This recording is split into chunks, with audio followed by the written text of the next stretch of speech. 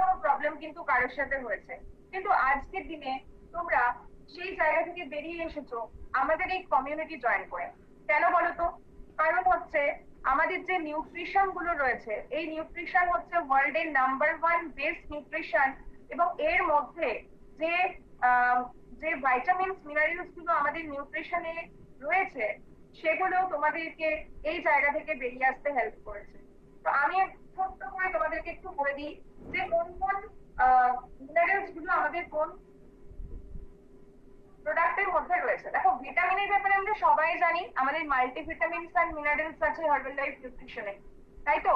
কে কে পরিচিত multivitamins and minerals এর সাথে?